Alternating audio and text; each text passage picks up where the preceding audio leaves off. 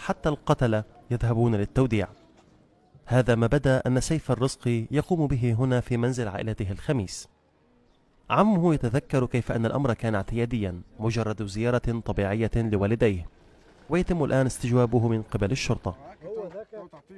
لكنه تعرف على سيف في الصورة التي نشرها داعش بعد تبنيه الهجوم. تفاجأ الجيران بما آل إليه الصبي الذي كان يحب دروس الرقص في المدرسة كما كان يحب كرة القدم.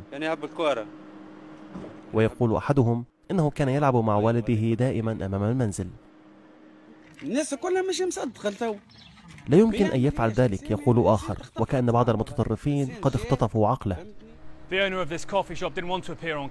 لم يرد صاحب هذا المقهى التحدث أمام الكاميرا، لكنه أشار إلى انضباط السيف في مهامه عندما عمل هنا لعدة أسابيع في أغسطس آب الماضي، وعانى مثل بقية السكان هذه المدينة للتوفيق بين الرجل الذي يعرفونه والقاتل الوحشي الذي أعلنت عنه الشرطة في سوسة. صفحته على فيسبوك بدأت في عام 2010 بأغاني لإمينيم، وبعد انتقاله شمالا للدراسة في عام 2011 امتلأت الصفحة تقريبا بمقاطع إسلامية. هذا المقطع يقول: إذا كان حب الجهاد جريمة فليشهد العالم أني مجرم.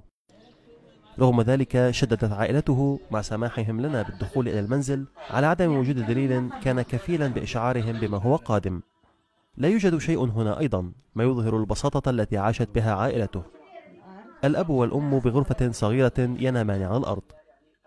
ابنة عمه لم ترد إظهار هويتها. شو صار فيك لما سمعت الخبر؟ كارثة. لكنها قالت: لم أتصور أن هذا قد يحدث في منزلنا. هذا العالم الصغير الذي ظهر منه قاتل بدم بارد بات تحت المجهر الآن، جاعلا من عائلته ضحية أيضا. Nick Payton Walsh, CNN, Darfur, Tunisia.